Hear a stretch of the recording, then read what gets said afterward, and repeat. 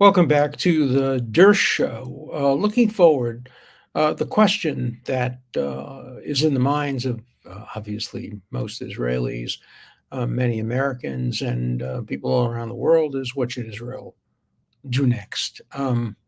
It's interesting. I got an email from a student at the UCLA, and he said the UCLA Debate Society announced that it was going to have a debate should Israel respond militarily, should they retaliate, etc. They got hundreds of people offering to debate no, they shouldn't, and they couldn't get a single student to argue that Israel should retaliate.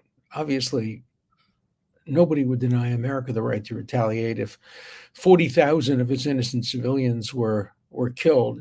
We now know from speeches made by various public officials that children were burned alive, that tires that were on flaming were rolled into a room with children so they could be incinerated. Children were murdered in front of their parents. Then their parents were murdered. Women were raped. This was a mass lynching. More than 12,000 Jews were lynched. Compare that to the lynchings, horrible, tragic lynchings that occurred in the history of the United States. There were more Jews lynched in one day in last Saturday, in several hours of one day, than in any 10-year period during the worst of the Jim Crow lynchings. The total number of African Americans, according to statistics I've seen, lynched during the entire lynching period was around 4,000 over a 60 or 70-year period. Horrible, too many. Unjustified, most of them unjustified. There were a few cases where people were lynched for very, very serious crimes they committed, but for the most part, they were lynched for reasons unrelated to what they had done. And it was racial, and that's similar to what happened to these Jewish kids who were at a concert. It was a peace concert. Many of the kids who were murdered in their beds lived in a kibbutz, that's known for favoring the Palestinian side and wanting a two-state solution and urging peace and opposing the Netanyahu regime. But to these murderers, it doesn't matter if you're a Jew, you deserve to die. If you're a Jew, your baby gets his head cut off. It's much like in Nazi Germany. They didn't care if you were a Catholic. Priests were killed during the Holocaust. If your grandfather was Jewish, you were a Jew. That was the end of it. Didn't matter whether you were a communist or a socialist or a fascist. If you were Jewish, you were killed, and the same thing happened here. If you were Jewish, if you were an Israeli, you were killed. It didn't matter if you were an anti-Zionist Israeli. If you were Jewish, you were killed, and you were killed in the most brutal and horrible, unimaginable a way that is reminiscent of what happened. People still talk about Kristallnacht, the night in Nazi Germany in 1938, when Jews were murdered and their stores were broken into. There we talked about hundreds of Jews being killed. Here, many more. Even during the pogroms, usually the numbers were in the hundreds, not in the thousands. So this is a tragically historic event. And of course, people on the hard left say, well, Israel should just take it and go back and continue in their ways. Yeah, it'll happen again in a couple of years, but then they should simply go back to their ways and don't retaliate. Because if you retaliate, you may, God forbid, kill a couple of Palestinians who are being used as human shields. Let's remember that there are various kinds of human shields. And let's not confuse purely innocent people, many of whom are used as human shields against their will by Hamas. But there are people who volunteer to be human shields, who stay in their homes. Hamas recently announced, after Israel said, get out of Gaza, Hamas announced, no, stay. You want to be martyrs. You want to be martyrs. They're not innocent civilians if they stay at the request of Hamas, if they have free to leave, but they choose not to. Nor are they innocent civilians if they allow their homes to be used for Hamas rockets. Imagine if the United States were attacked by rockets, say from Cuba. if you go back to the Cuban Missile Crisis. And the rockets were being fired from areas that were civilian population. And the United States had the choice of letting the rockets hit Florida and kill many innocent civilians, or we're going after the rockets and risking the lives of some human shields and some totally innocent people. Every American would want them to go and stop the rockets. And that's what Israel's doing right now. That's this phase. That's this phase. We probably will see other phases. And that's part of what I want to talk about. There are basically two options, military options. One is a ground war, to go into Gaza with 300,000 fairly well-trained. Some of them are reservists who haven't been particularly well-trained. They're just beginning their reserve duty, or they haven't been in reserves for a period of time. 300,000 of them go in, and probably many of them will be killed, and there'll be casualties on the Palestinian side.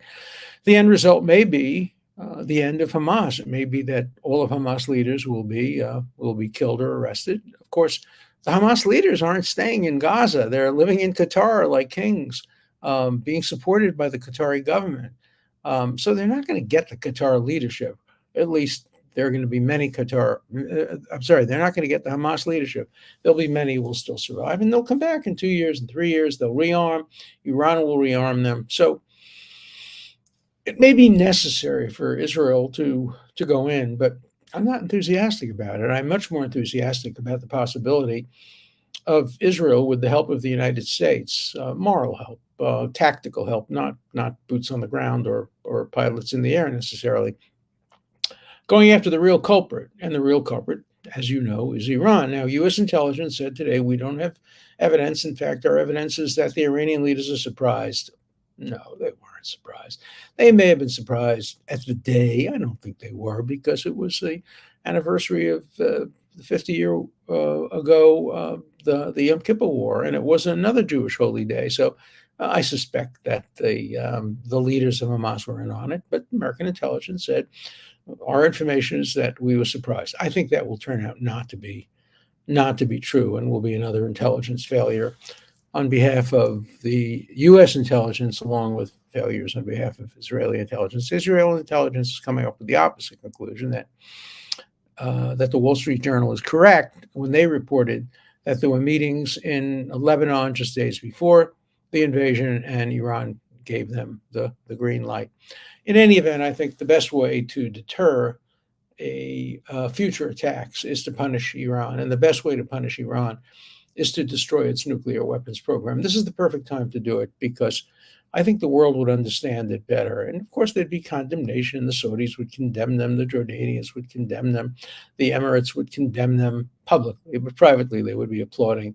They don't want to see Iran armed with nuclear weapons. Imagine Iran with nuclear weapons, giving one of them to Hamas or Hezbollah to use against Israel. If that were to happen, what happened on last Saturday would be nothing compared to the devastation. Iran has announced publicly, its leaders have said, Israel's a one-bomb state. Just one bomb destroys Israel forever. It's a tiny little state. You know, people constantly talk about Gaza. There's this myth out there. CNN perpetrates it. The New York Times perpetrates it. They're all dead wrong. That Gaza is one of the most compressed areas in the world, that more people per square mile live in Gaza than anywhere else. Nonsense. There are two cities right next door to Gaza in Israel that are much, much more dense. Bnei Brak and Tel Aviv. Manhattan is infinitely more dense than Gaza City. And the Gaza Strip isn't that dense at all, because there's a lot of open areas where people choose not to live. They have farms, but it's not that dense. There are many cities in Asia that are far, far, far denser, and cities in South America. So let's not fall into this myth. If people want to leave Gaza City, they can. If they can't, it's because of Hamas, not because of Israel. Israel has no soldiers at this point in time in Gaza. They may in the future. Another reason I'm worried about a ground incursion is that it's part of Hamas's strategy, and it's been part of Hamas's strategy since I started writing about this many, many years ago, to do the following: to start a war with Israel, to know that Israel will retaliate, to put civilians in harm's way, to hope that Israel kills civilians, then to show the dead civilians on television and turn the moral anger away from Hamas and toward Israel. If you think I'm just making this up, um, 15 years ago, I wrote a book, just a little pamphlet called The Case for Moral Clarity. It has the best cartoon I've ever seen about this. It has a Hamas fighter shooting at an Israeli hiding behind a baby carriage, and it has the Israeli soldier standing in front of the baby carriage. The Hamas soldier is using the baby as a human shield. The Israeli soldier is shielding the baby from harm's way. So I wrote this book. I could just publish it again tomorrow. It's called The Case for Moral Clarity, Israel, Hamas, and Gaza, 15 years ago. And here's what I wrote in a chapter called The CNN Strategy. I say, the strategy is as simple as it is cynical. Provoke Israel by playing Russian roulette with its children, firing rockets at kindergartens, playgrounds, and hospitals, hide behind its own civilians when firing at Israeli civilians, refuse to build bunkers for your own civilians, have TV cameras ready to transmit every image of dead Palestinians, especially children, exaggerate the number of civilians killed by including as children Hamas fighters who are 17 years old, and as women, female terrorists. And then I go on to say, Hamas itself has a name for this. They call it, quote, the CNN strategy. This is not to criticize CNN or any other objective news source for doing its job. It is to criticize Hamas for exploiting the freedom of press, which it forbids in Gaza. The CNN strategy is working because decent people all over the world are naturally sickened by images of dead or injured children. Whether they see such images repeatedly flashed across TV screens, they tend to react emotionally. Rather than asking why these children are dying and who is to blame for putting them in harm's way, average viewers, regardless of their political or ideological perspective, want to see the killing stop. They blame those whose weapons directly cause the death rather than those who provoke the violence by deliberately targeting civilians. They forget the usual rules of morality and law, the use of human shields in the way that Hamas uses the civilian population of Gaza is a war crime, as is the firing of rockets at Israeli civilians. Every human shield that is killed by Israel, self-defense measures, is the responsibility of Hamas. But you wouldn't know that from watching the media coverage. I wrote this 15 years ago. Every single word of it is as relevant today as it was 15 years ago. And here's the tragedy. It will be as relevant again in 5 years. And in 15 years, when I'm gone, it will be as relevant then as it is today, because Hamas will simply repeat this. As David Friedman, the former ambassador of the United States to Israel, said, I've seen this movie before. It's a replay. And it's already starting. The fact that colleges and university students are saying, don't retaliate. And if you retaliate, we'll blame it on you. Creating a moral equivalence between those who behead babies and roll flaming tires into a room filled with babies to incinerate them alive, kill them in front of their mothers and fathers, and then kill their mothers and fathers. They're creating a moral equivalence between that and self-defense measures that do occasionally kill a human shield. On the Palestinian side, there is no moral equivalence. That's why I entitled my book back then, The Case for Moral Clarity. We need moral clarity, and we're not getting it. So I think Israel may very well fall into a trap if it sends troops into a ground war, as it did when it sent troops into a ground war in southern Lebanon some years ago, when they were trapped there, and there were many deaths and injuries. And I suspect that may happen here as well. But equally important, what's going to happen is CNN is going to show dead Palestinian children, and privately, Hamas is going to cheer that. Publicly, they'll condemn it, but they want it to happen. That's their strategy. Look, and don't tell me, oh my God, you can't judge people. That's racism. You're saying that all Hamas people, yeah, all Hamas people are like that.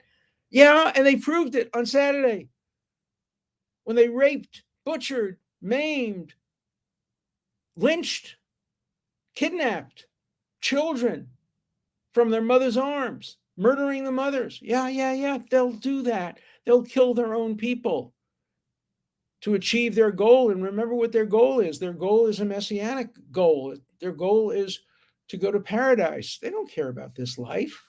In fact, the original effort to go into Israel from Gaza was a suicide effort. I'm sure all the soldiers were told, you're probably not going to come out of here alive. The Israelis have pretty good defense measures, but as long as you can get across the border and kill some people, what they were unprepared for was the fact that Israel was unprepared, and that many of them were able to kill and kidnap and get back alive. So there are a lot of rapists and murderers today who are living freely in Gaza. If any of them are killed, don't shed any tears.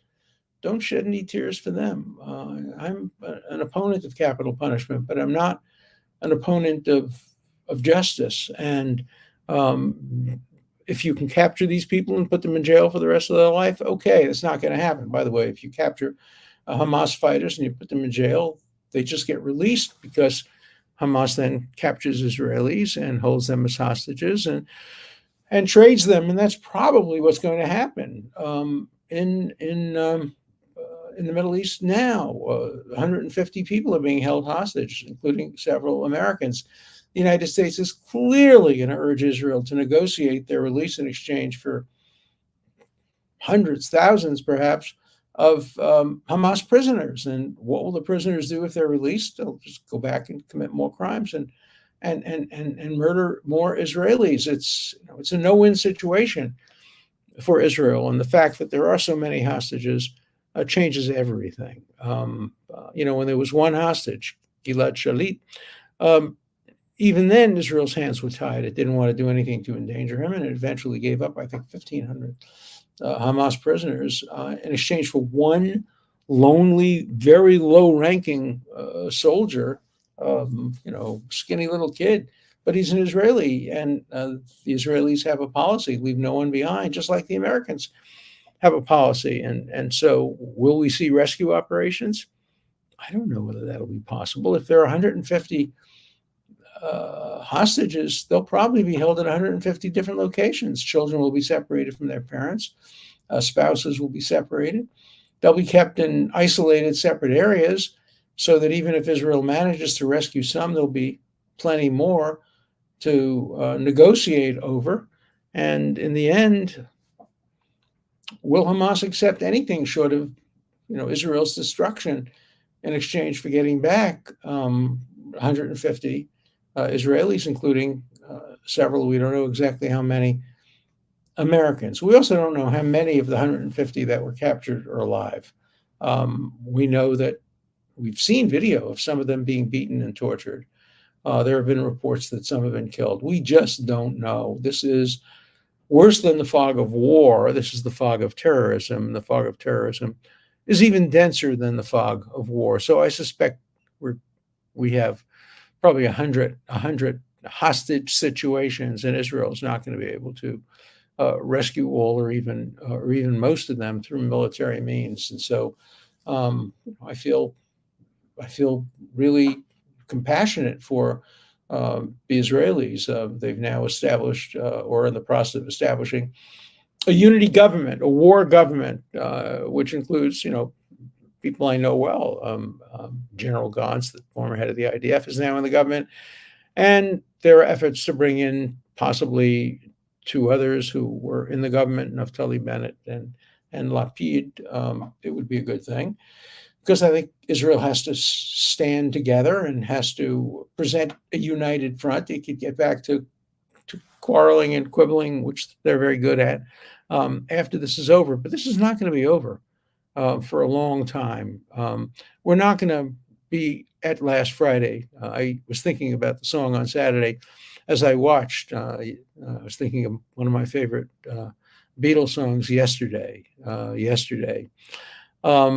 Friday was a good day, and Saturday was one of the most horrible days in all of Jewish history, all of Israeli history, and indeed all of humanitarian history.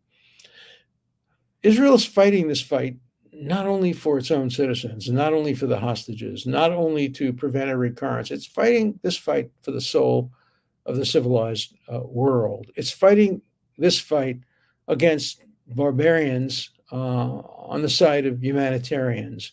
It's fighting this fight for the same reason that the United States fought against ISIS after we saw our reporters beheaded and other Americans beheaded, some of them Jewish as well, the Wall Street Journal journalist. And we defeated ISIS. And as Netanyahu has said several times, Israel must treat, and the United States must treat Hamas the way it treated ISIS. There's no bargaining. The difference is ISIS didn't have hostages, certainly not as many as Hamas does. That was the greatest coup pulled off by Hamas, and that is the capture. I mean, Hamas has tried to capture single Israelis repeatedly. That's how they dug those tunnels. I was the first civilian allowed into those tunnels back when they were first discovered. I happened to be in Israel, and my friend Danny Grossman took me and my wife, and we went into the tunnels. We actually went under Gaza.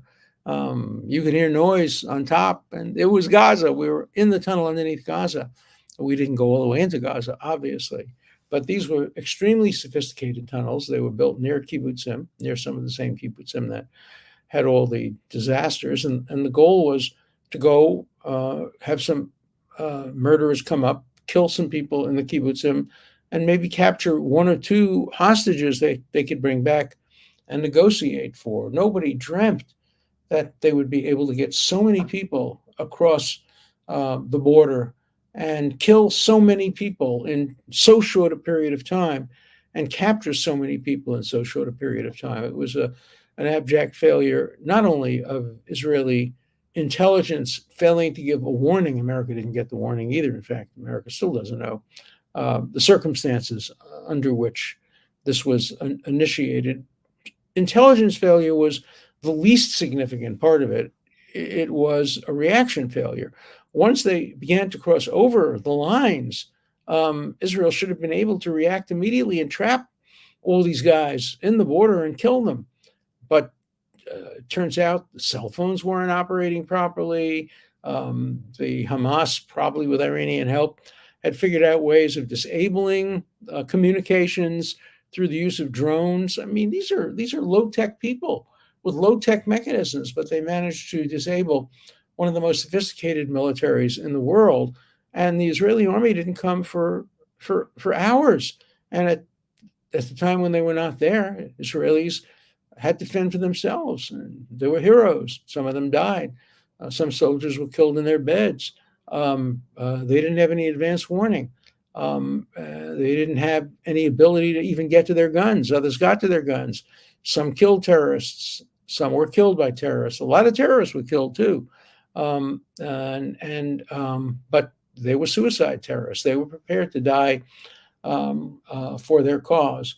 And if you don't think this was religiously inspired, look at these rapists who were holding up bodies of women bleeding, presumably following rapes, and they're yelling Allahu Akbar, praising God. I don't think any God, I don't care what religion it is, supports rape, supports beheading children.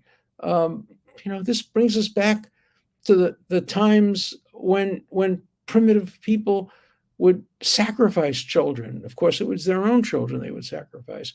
Here we're seeing the sacrificing of children who are Jewish. It reminds me of the Akedah, the story of Abraham being asked to sacrifice his son in the book of Genesis. And I remember a rabbi telling me, an Israeli rabbi, that portion of the Torah resonates very clearly with Israelis because, the Bible says God commanded Abraham, bring me your son, your only son, the one who you love, and be prepared to sacrifice him. And this rabbi said, every Israeli has that command, not from God necessarily, but from the government. Bring us your son or your daughter who you love, have them join the army, and they may have to be sacrificed in the name of saving the Jewish people and saving Israel.